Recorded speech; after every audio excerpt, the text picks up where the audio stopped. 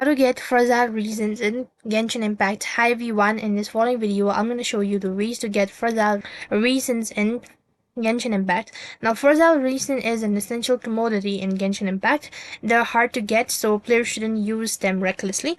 So, as a gacha game, the resin system is a core gameplay mechanism of Genshin Impact. Now, players need to use reasons to do most of the gamer's activity.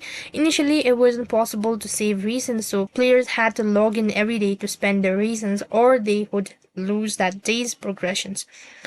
So fragile reasons are accessible through various means in Genshin Impact. Still, they're not the common to get.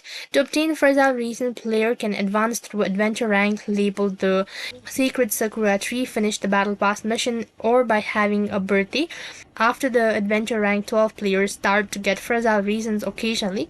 Then after AR20, each rank reaches AR29, players will start getting 2 fragile reasons on every rank up until AR60. So that's how you can get fragile reasons in Genshin Impact. That is all for this video. I hope the video was helpful.